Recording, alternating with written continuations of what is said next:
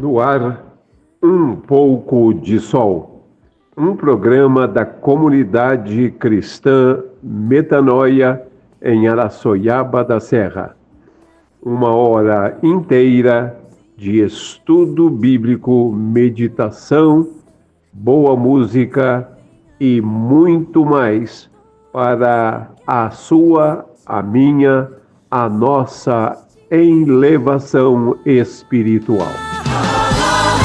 Eu quero entregar minha vida em tuas mãos e quero sentir que contigo já posso ser a luz que vem a brilhar para todos que querem sentir. Bom dia!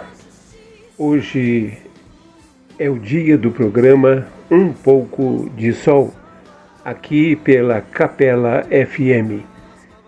Convido você a estar comigo, Pastor Ezequiel, na próxima hora, para juntos estudarmos a Palavra de Deus. Que Deus te abençoe.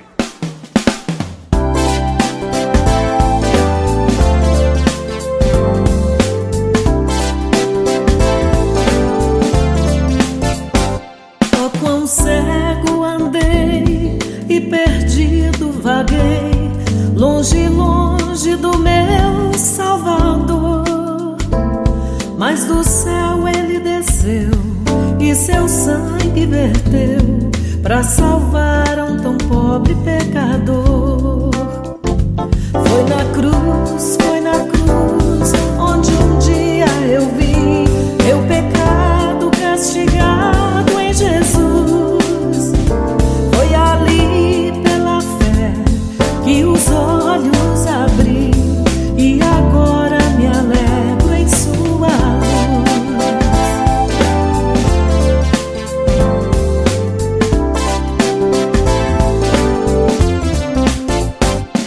Eu ouvia falar dessa graça sem par que do céu trouxe o nosso Jesus. Mas eu surdo me fiz, converter-me não quis ao Senhor que por mim morreu na cruz. Foi na cruz, onde um dia eu vi meu pecado castigado em Jesus. Foi ali pela fé que os olhos abri e agora me alegro em sua luz.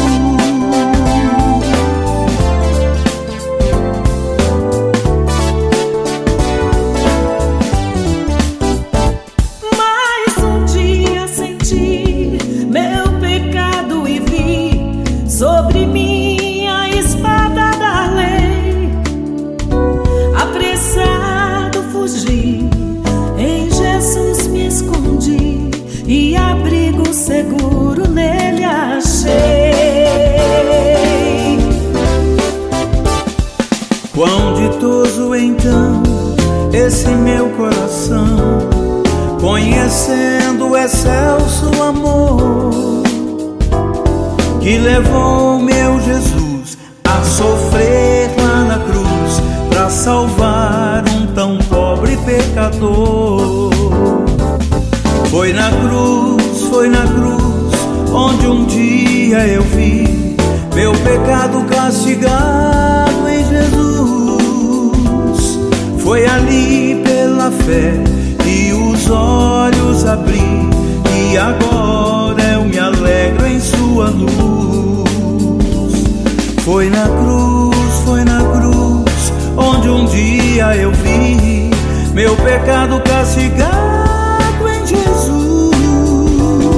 Foi ali pela fé que os olhos abri e agora me alegro em sua luz.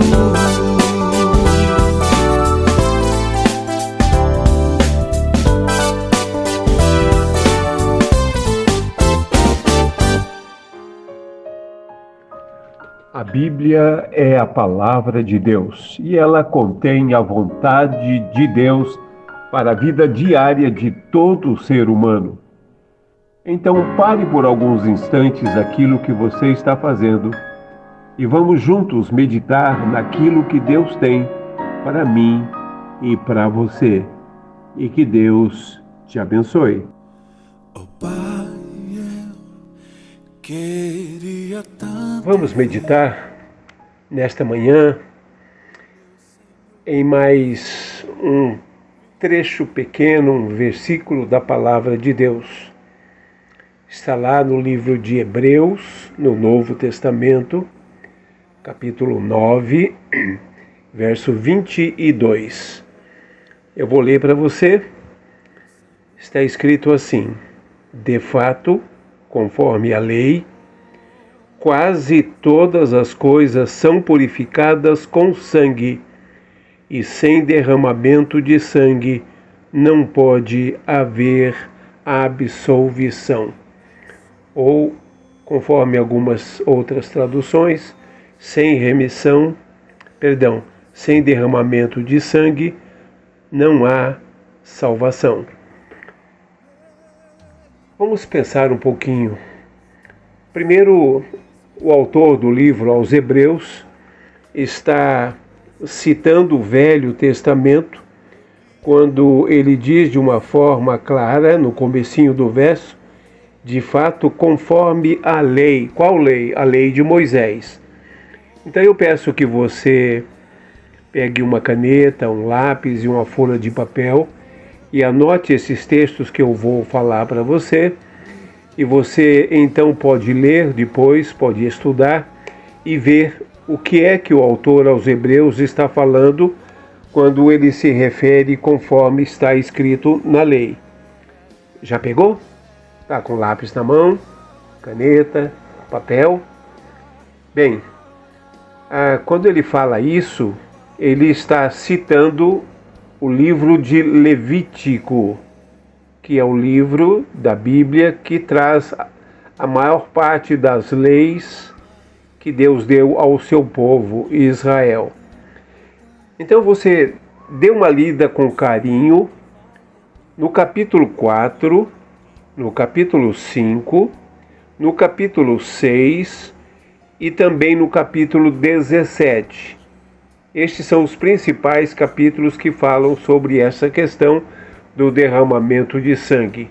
E no capítulo 17, que eu já falei, no verso 11, está literalmente escrito que sem derramamento de sangue não há remissão de pecados. Tá bom? Então, com carinho, você vai ler depois e entender aquilo que o autor aos Hebreus está colocando aqui, quando ele fala que quase todas as coisas são purificadas com sangue, porque sem derramamento de sangue não pode haver absolvição ou remissão de pecados ou perdão de pecados. Tá certo? Então vamos lá pensar um pouquinho sobre isso. Quando Deus formou para si um povo a partir de Abraão, ele fez com a intenção de que esse povo, no caso Israel, fosse um povo exemplar para todas as nações do mundo. E Deus então vai providenciar uma maneira de reconciliar o homem pecador com ele, porque a partir de Adão e Eva lá no Éden, o homem se tornou pecador, ok? Então Deus separou uma nação para que dessa nação o homem tivesse a oportunidade de ter os seus pecados perdoados. Eu sei que à primeira vista é difícil entender isso, mas vamos tentar assim com mais vagar, tá bom?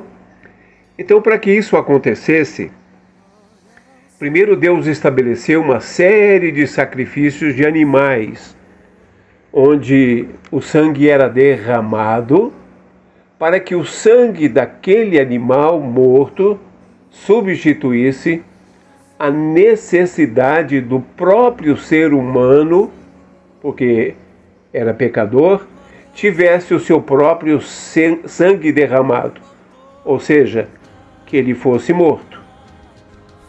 Logo após a queda, ou seja, o pecado de Adão e Eva, os seus filhos Caim e Abel ofereceram sacrifícios a Deus.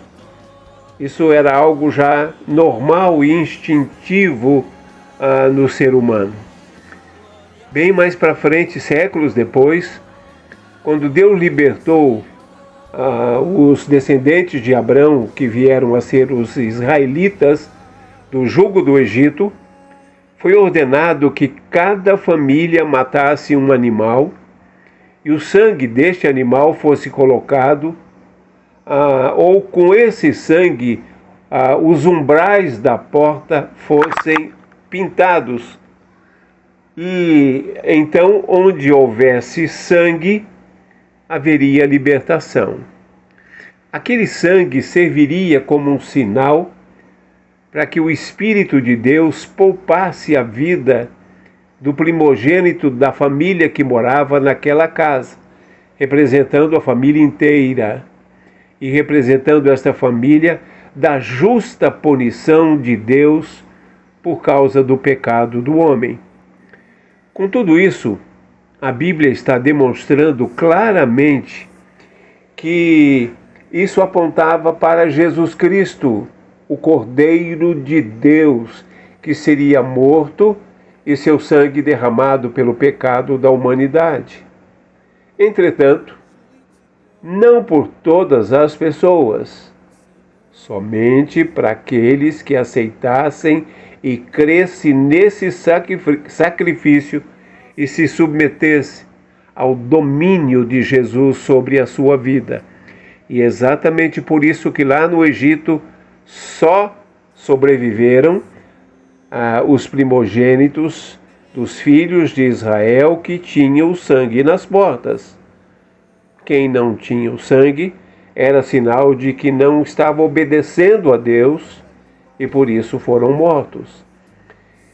Se você ler a Bíblia de uma maneira minuciosa, vai ver que a expiação, ou seja, o perdão do pecado, deveria sempre ocorrer por meio do sangue, e do sangue de algum animal inocente, puro, verdadeiro.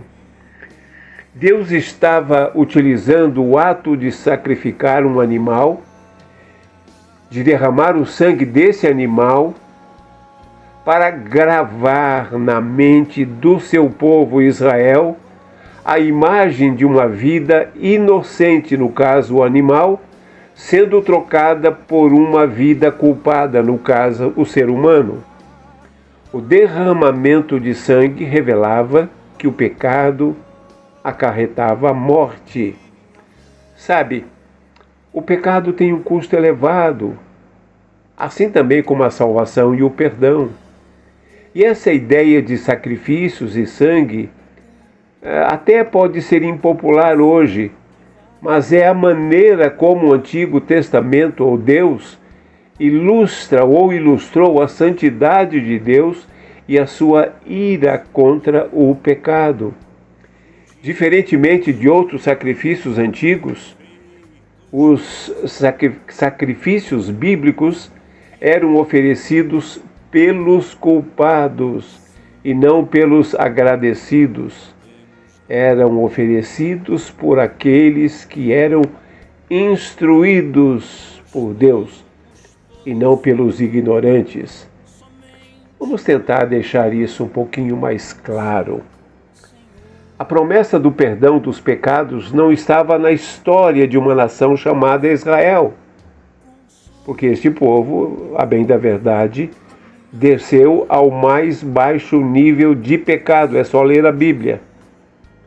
A promessa de perdão também não estava naquele sistema de sacrifícios com derramamento de sangue de todo quanto é tipo e em todo o Antigo Testamento.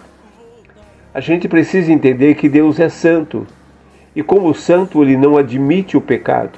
Então, para mitigar, para diminuir a justa ira de Deus contra o pecado, era necessário o derramamento de sangue do pecador, portanto, do ser humano. Então, se assim fosse, todos deveriam morrer e ninguém haveria vivo hoje.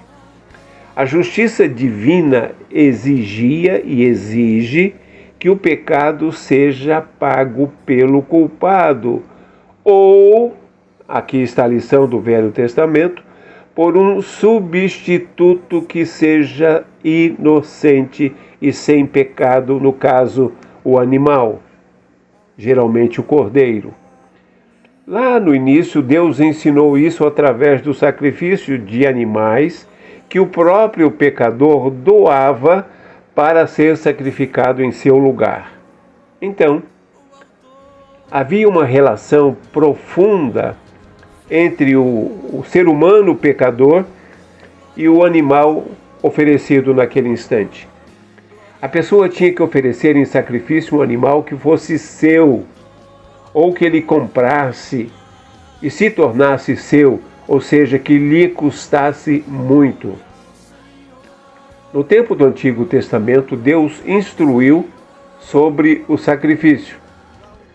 Ele disse que o animal teria que ser sem defeito, teria que ser um animal especial e teria que ser oferecido de livre e espontânea vontade. E com isso, a pessoa estava reconhecendo, de uma forma explícita, que ela era pecadora, que estava pedindo perdão a Deus dos seus pecados e oferecendo o sangue daquele animal no seu lugar. A vida do adorador culpado era trocada pela vida do animal sem mácula, sem mancha, simbolizada pelo sangue derramado. O sangue do Cordeiro da Páscoa era trocado pelo primogênito. Os sacrifícios lá do livro de Levítico, que eu falei no começo, exigiam que a parte humana culpada colocasse a mão sobre a cabeça do animal, aquele animal que seria sacrificado, indicando com isso a transferência do pecado, da culpa da pessoa para aquele animal que teria o seu sangue derramado. Então eu creio que você entendeu que o perdão do pecado no Antigo Testamento requeria o sofrimento e a morte de um substituto inocente em favor da pessoa pecadora e culpada. Creio que você também entendeu que não bastava apenas pegar um animal e oferecê-lo. Era preciso que houvesse um relacionamento mais profundo entre o animal vítima e a pessoa culpada que oferecia o animal, inclusive um custo bem pesado. E assim você pôde então entender a intenção de Deus. A resposta não estava na pessoa pecadora, nem nos animais oferecidos para derramar o sangue. Estava no simbolismo, porque Israel estava sendo instituída ainda. Então estava no simbolismo que apontava para aquele que João afirmou lá no seu livro, João capítulo 1, verso 29. Jesus é o Cordeiro de Deus que tira o pecado do mundo. O simbolismo lá do Antigo Testamento apontava para a chegada do próprio Filho de Deus, Jesus Cristo, o verdadeiro Cordeiro imaculado e sem pecado, que derramou seu sangue por mim e por você. Veja que no sacrifício do Antigo Testamento era necessário que houvesse uma relação de amor e amizade entre a pessoa pecadora e o animal que iria morrer. Da mesma forma, é preciso que o ser humano pecador tenha um relacionamento com Jesus Cristo, o Cordeiro que foi sacrificado na cruz, para que o nosso pecado seja perdoado. Você entendeu isso?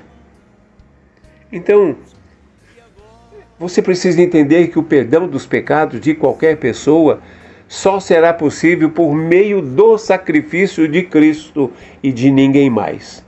Você, eu, nem ninguém pode fazer nada.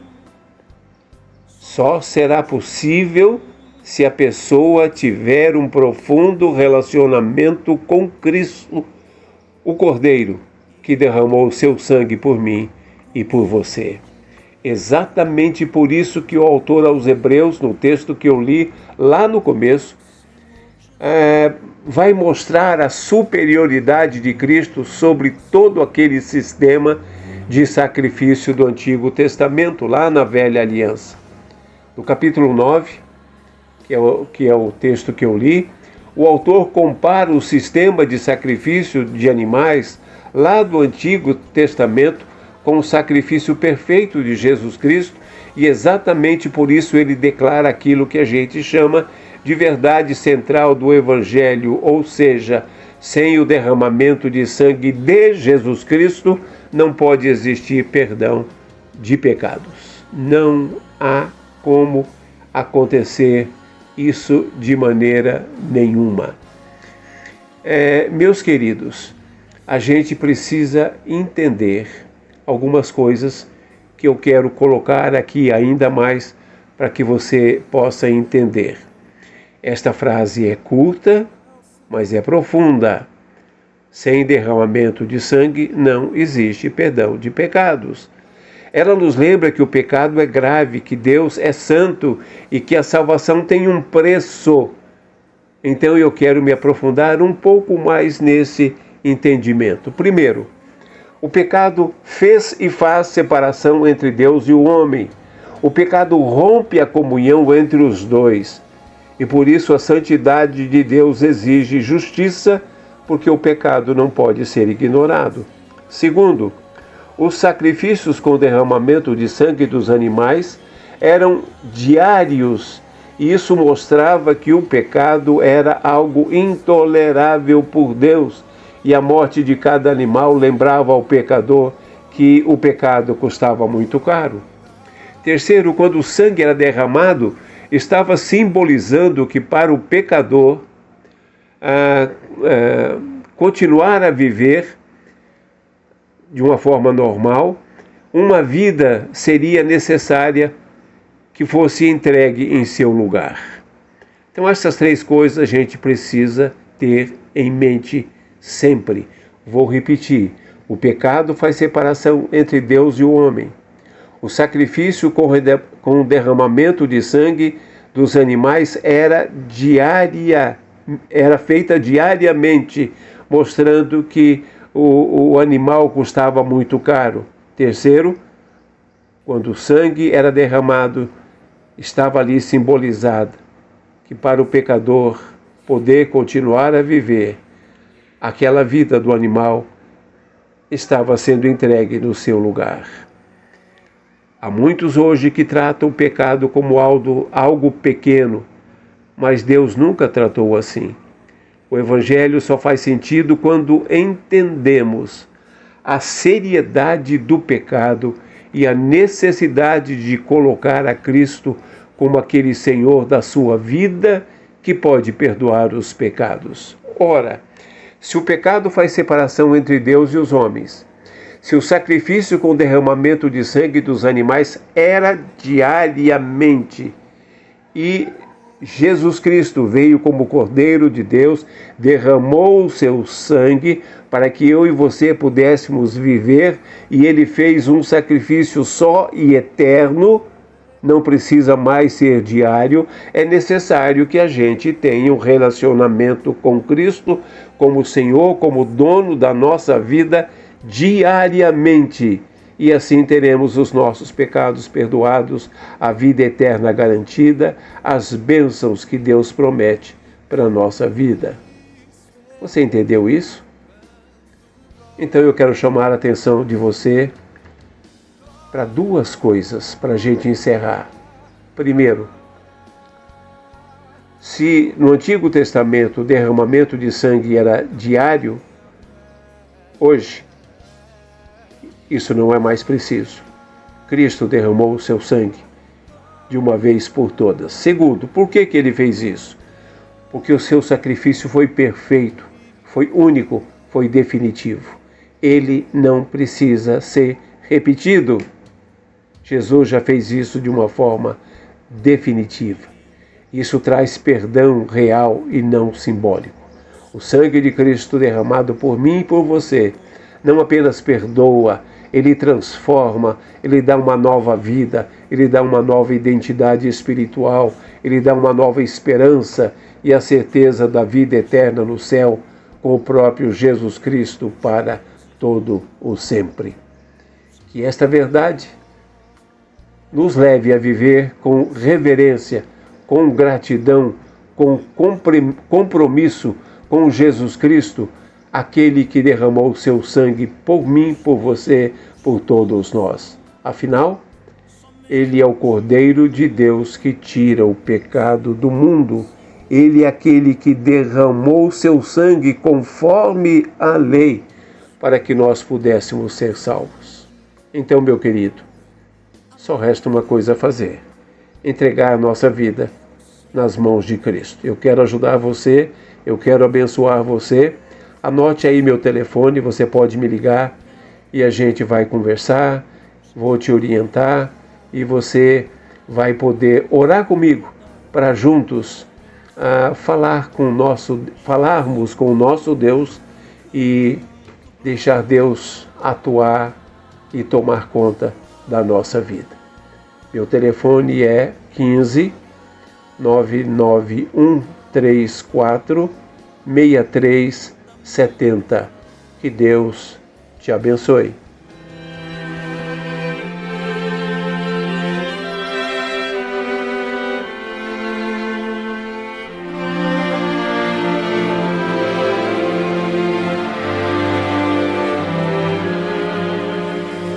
Eu olho para o céu, buscando compreender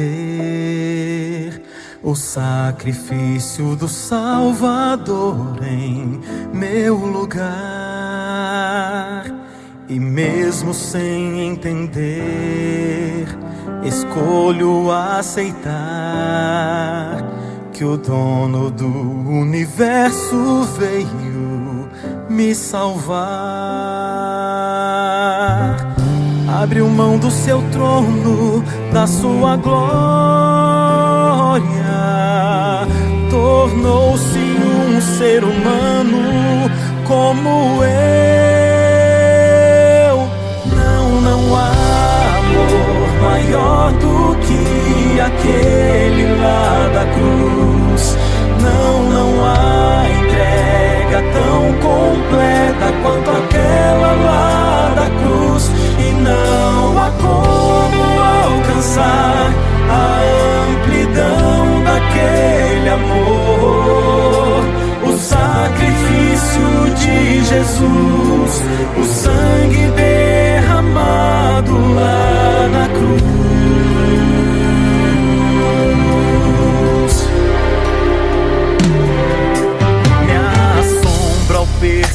Ao perceber que insisto em viver a vida como se não soubesse o que ele fez. Insisto em rejeitar a voz a me chamar, que bate a porta do coração e quer entrar.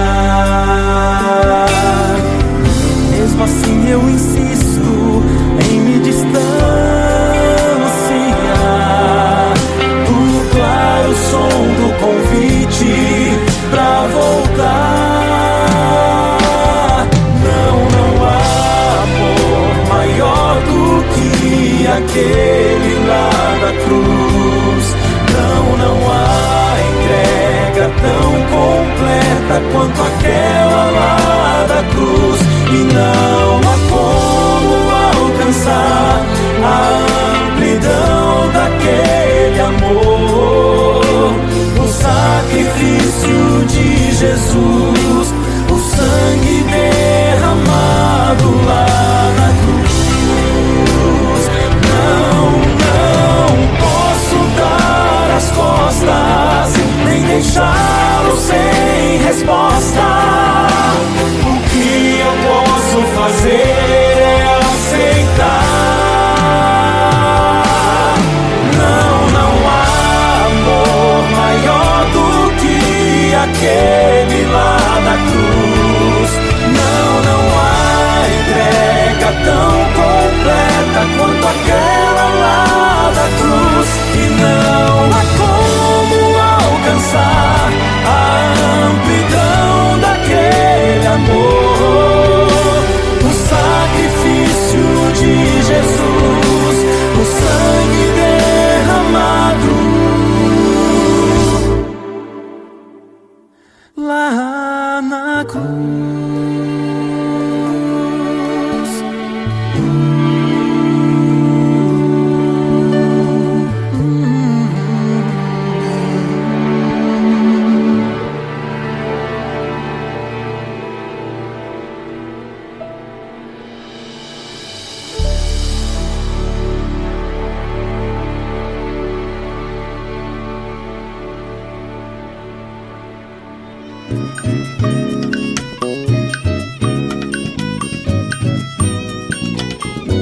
Todo mundo tem dúvidas sobre algum texto ou assunto da Bíblia. Se você tem alguma dúvida, então, mande aqui para a Capela FM que a gente vai tentar responder. Qual é a pergunta de hoje? A pergunta é... Qual é? A Bíblia diz que ninguém pode ver a Deus e viver, certo? Está lá em Êxodo. Isso. Ok, mas, então, diante disso, como então Jacó sobreviveu se ele viu Deus face a face? Também está na Bíblia. Gênesis, estão lá em Gênesis isso, né? Então me explica, há uma contradição? Que silêncio aí? Que silêncio foi esse? Estou olhando para você, ué. Então tá. Então você já sabe o que eu vou falar, né? Sim. Aqueles desenhos bonitos, por favor, pra gente entender. Tá bom. Porque se ninguém pode ver a Deus e viver, como é que Jacó sobreviveu? Ok, vamos tentar entender isso. Então tá. Obrigado pela pergunta. Deus te abençoe com a resposta. Tá bom, vamos lá, né? Cada pergunta, né? Mas vamos lá. Então, Eu vou primeiro ler o texto, os dois textos que a Cira citou. O primeiro está lá em Gênesis, capítulo 32, verso 30. Então denominou Jacó aquele lugar Peniel, que significa face de Deus, porquanto afirmou, ou ele disse, né? Vi a Deus face a face, e contudo a minha vida foi poupada. Então ele está aqui dizendo que ele viu Deus face a face e não morreu, né? Esse é um dos textos. Então Jacó, quando lutou lá com o anjo, entendeu que aquele anjo era o próprio Deus e disse que lutou com Deus ou que viu Deus face a face e não morreu. O segundo texto que foi citado, também quero ler, está lá em Êxodo, no capítulo 30, deixa eu ver aqui, capítulo 33, verso 20. Está escrito assim: não poderás ver a minha face, porque o ser humano não pode ver-me e permanecer vivo. Isso aqui aconteceu quando Moisés pediu para ver a face de Deus, queria ver a Deus pessoalmente, como fez Jacó lá em Gênesis, tá? E aí Deus vai dizer para ele: ô Moisés, você não poderá ver a minha face, porque o ser humano que ver a minha face não vai permanecer vivo. Então, aparentemente, aqui há uma contradição, né? Pode ver-se a Deus ou não. Quem vê Deus sobrevive ou não. Como é que o texto diz que ninguém vê a Deus e pode ficar vivo, e outro diz que alguém viu, até deu uma brigada com ele, assim, uma luta assim de judô, né? E continuou vivo. Então vamos dar uma buscada rápida naquilo que a Bíblia diz para a gente entender isso e ver que não há nenhuma contradição. É preciso que a gente lembre, antes de qualquer coisa, que a Bíblia é um livro diferente de qualquer outra literatura que a gente leia por aí. A Bíblia precisa ser interpretada pela própria Bíblia. Não há como ser diferente. Tudo aquilo que é difícil e de uma interpretação duvidosa, nós precisamos verificar tudo o que a Bíblia diz sobre aquele assunto. Vou citar um exemplo. Jesus Cristo, lá em Mateus, no capítulo 5, no Sermão do Monte, diz: se a tua mão escandalizar, arranca e joga fora. Ele diz: se o teu olho escandalizar, arranca, fura fique cego, que é melhor. Você imagine se isso fosse levado ao pé da letra, né? Não teria ninguém com visão ainda hoje e não teria ninguém com mão, nem direita, nem esquerda, nem coisa nenhuma. Qual é o ensino geral da Bíblia sobre isso e por que é que Jesus disse isso? A gente precisa entender. E neste caso de ver a Deus é a mesma coisa. Nós precisamos ver o ensino geral da Bíblia a esse respeito para entender a literalidade ou não daquilo que nós estamos lendo, tá? Então vamos ali em partes. Primeiro, antes de tudo, nós precisamos compreender quem é Deus. Isso, compreender quem é Deus dentro da nossa limitação, que nunca, jamais conseguiremos entender Deus plenamente. Mas dentro da nossa limitação, quem é Deus? Isso significa que precisamos começar pela natureza de Deus. Eu creio que você já leu ou ouviu a conversa que Jesus Cristo teve com um homem chamado Nicodemos, lá em João no capítulo 4.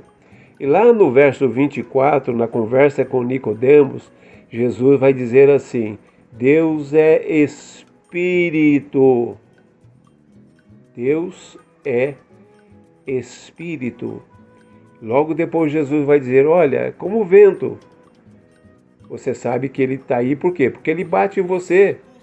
Você sente o vento, mas você não sabe de onde que ele vem, nem para onde ele vai. Por quê?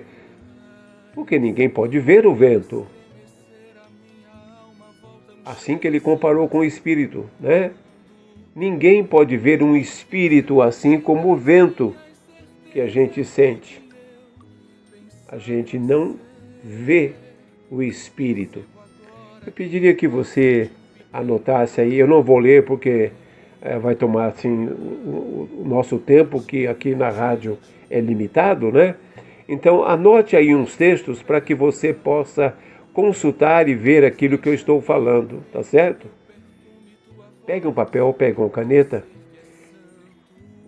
para pegar que eu vou fazer algumas colocações e dar o texto para você procurar, tá? Já pegou? Então vamos lá. Primeiro, eu disse que Jesus disse para Nicodemos que Deus é Espírito. É João 4, 24. E ninguém pode ver um Espírito, ok? Bem, lá em Colossenses 1,15 e 1 Timóteo 1,17, vou repetir, Colossenses 1,15 e 1 Timóteo 1,17, você vai ler coisas deste tipo também, tá?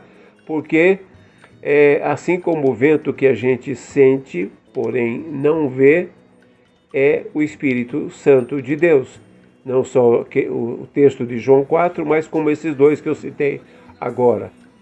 Lá em 1 Timóteo 6,16, 1 Timóteo 6,16, o apóstolo Paulo diz assim: o único que é imortal e habita em luz inacessível, a quem ninguém viu nem pode ver. Está falando de Deus. Então fica claro, em primeiro lugar, que a questão não é apenas que ninguém viu a Deus, mas a questão é que, pela própria natureza da essência de Deus, ninguém pode ver aquilo que é invisível. E Deus é invisível. Se Ele é invisível, ninguém viu a Deus. Nem mesmo Jacó. E daqui a pouco eu vou voltar nisso para você entender, tá bom? Segunda coisa. Como a Bíblia diz que algumas pessoas viram a Deus, como é o caso de Jacó, como é o caso de Moisés, né?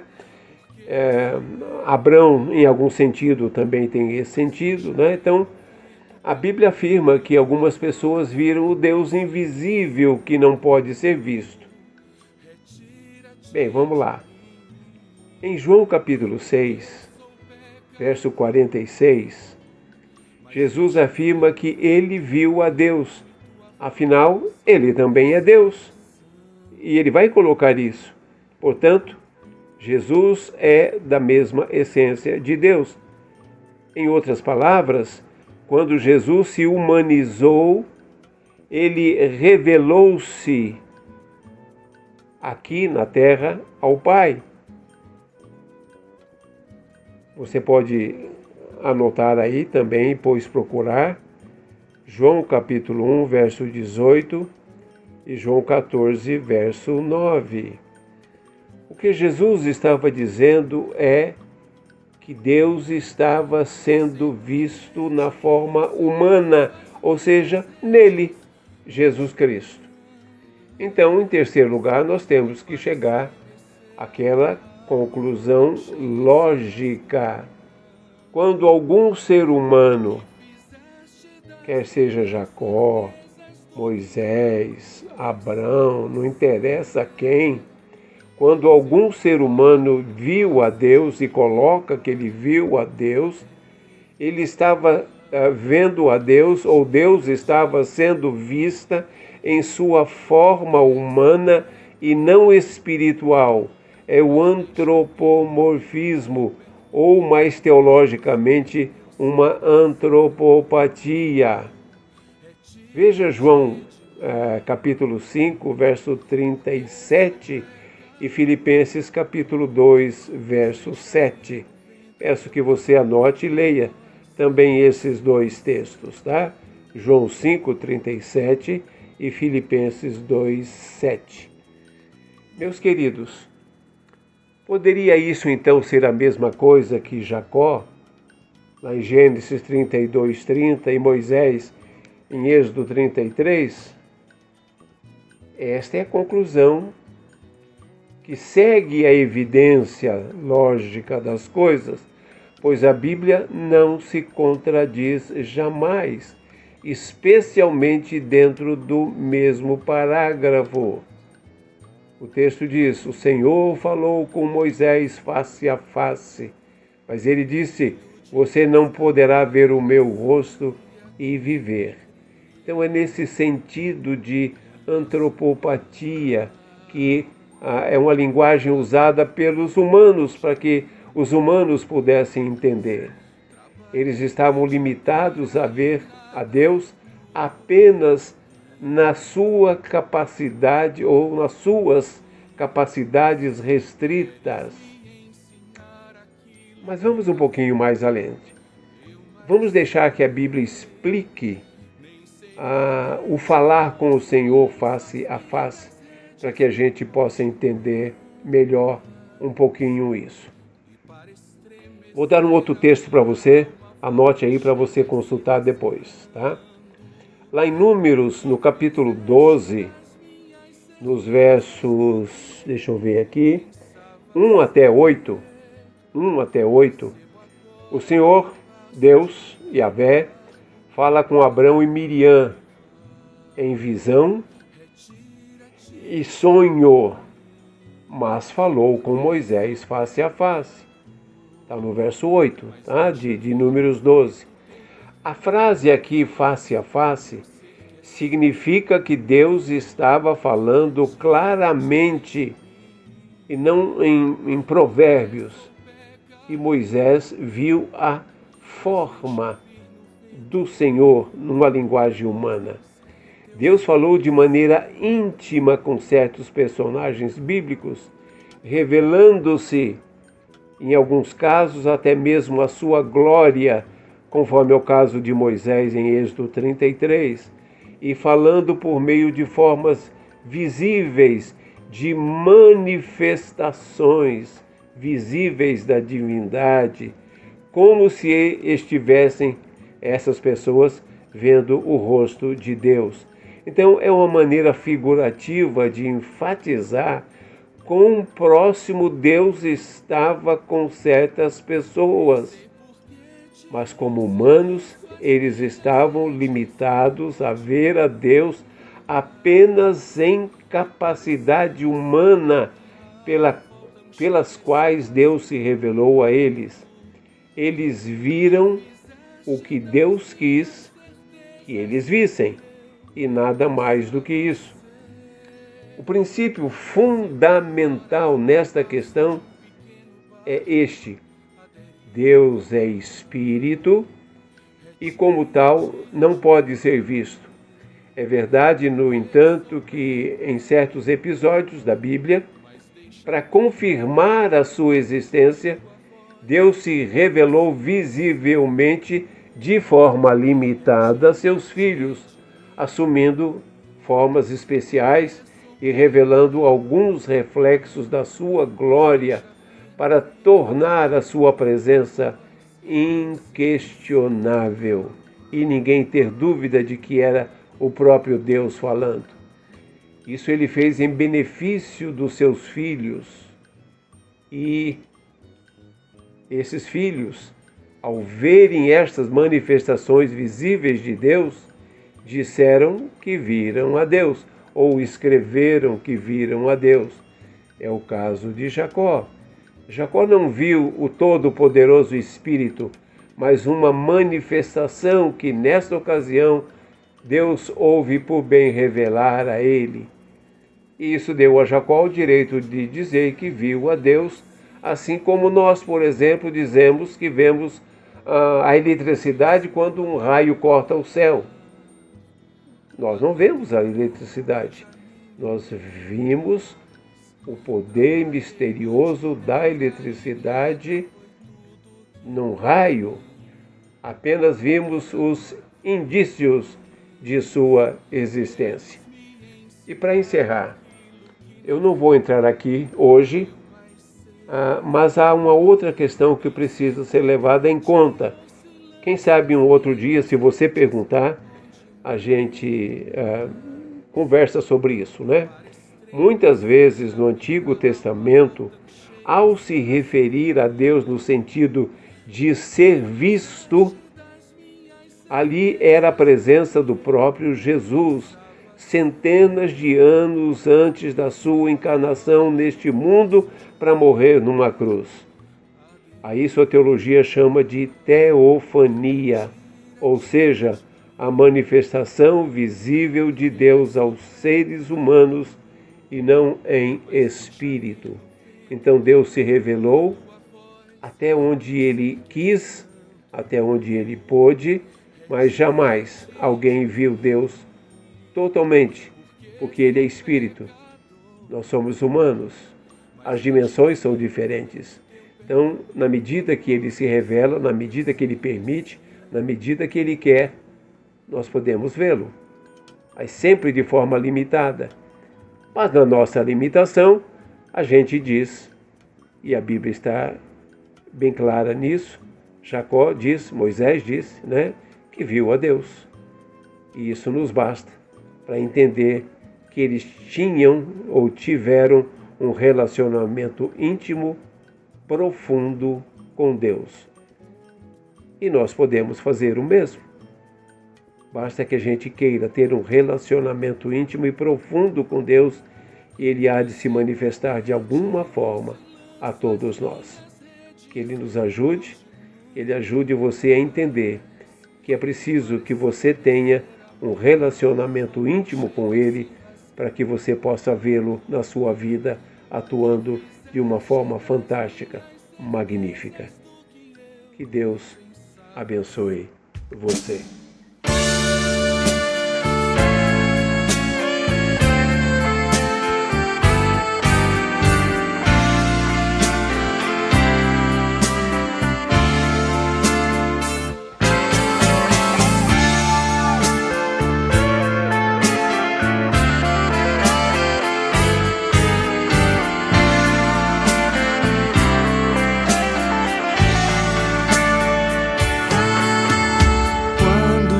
Está só, o silêncio é mais profundo, as noites são mais longas, o frio mais intenso e até a própria sombra parece estar mais junta, como se soubesse quando se está só. Quando se está só, um grito é desespero, sussurro é loucura, o estalo mete medo, e a mão forte aparece e está sempre nos sonhos, eternos pesadelos, quando se está só. Se está só, se está porque deseja, pois ele com certeza não foge de ninguém. Deus está sempre perto, amigo, braço aberto, convida a ir com ele pra não mais estar só.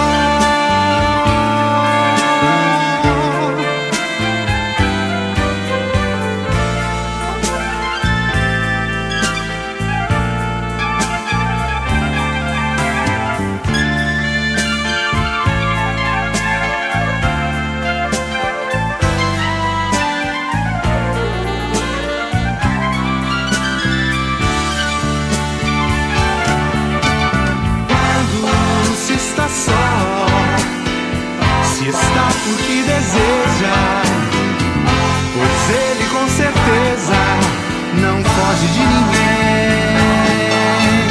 Deus está sempre perto, amigo, braço aberto, convida a ir com ele pra não mais estar só.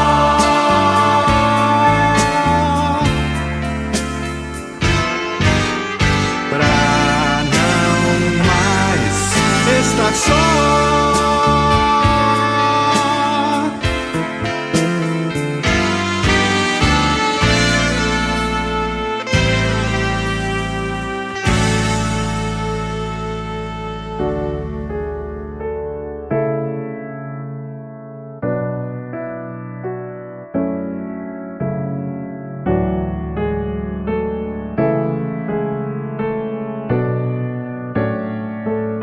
Orar é falar com Deus.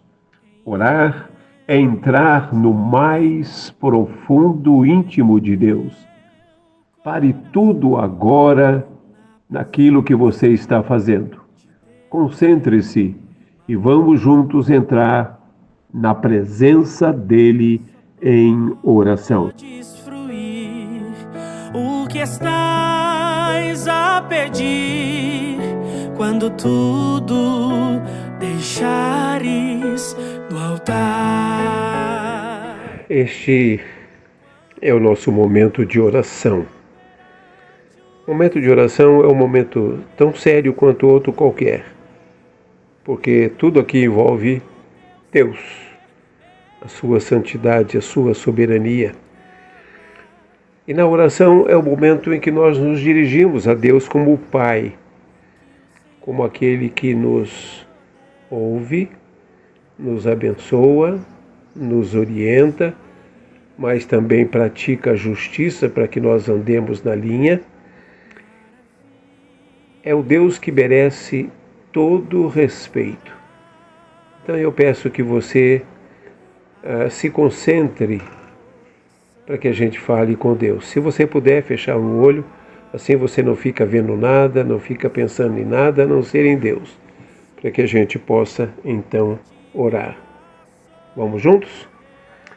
Pai querido, Deus Santo, soberano, eterno, aquele que veio para morrer em meu lugar, em lugar de cada ouvinte, que derramou o seu sangue numa cruz como Cordeiro de Deus para tirar o pecado de todos aqueles que o aceitem como Senhor e Salvador. A Ti nosso louvor, nossa gratidão, a nossa adoração. Quero agora, Pai, em nome do Teu Filho amado Jesus Cristo, Te agradecer. Agradecer pela rádio, pelo seu Antônio, pela sua família, pedindo que Tu os guardes, preserves e os abençoe. Também, Pai, agradecer e pedir pela vida de cada ouvinte que tem estado conosco toda semana. Peço que Tu os abençoes ricamente, protegendo, dando abundância de vida e também de condições financeiras, se esta for a Tua vontade. Mais uma vez, Pai, nós temos aqui a gratidão da Sandra. Peço, Pai, que Tu abençoes ricamente e também o seu companheiro, para que ele possa vir a andar totalmente liberto da muleta, da bengala, para que a sua vida seja normal. Que a Sandra, que ele e que todos os nossos ouvintes sejam ricamente abençoados por Ti. Pai, perdoa os nossos pecados. Eu Te agradeço, Te adorando, em nome de Jesus. Amém.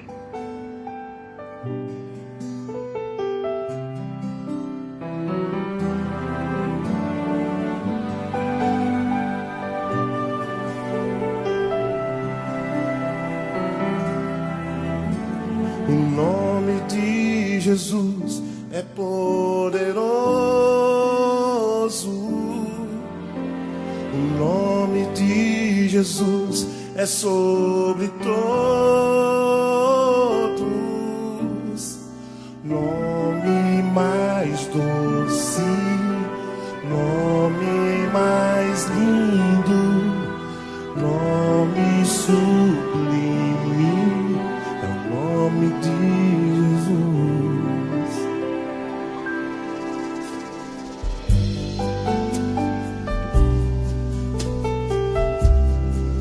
Soraya Moraes. O nome de Jesus levanta os mortos. O nome de Jesus sara os feridos. Nome mais santo, nome mais puro, nome bendito é o nome de Jesus.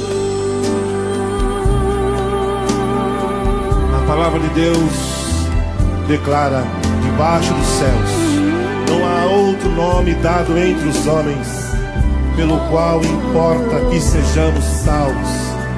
Nesta noite engrandecemos e exaltamos o nome do Senhor Jesus Cristo, o único nome que pode salvar, o único nome que ressuscita os mortos, o único nome que pode libertar, o nome mais poderoso do universo, o nome de Jesus.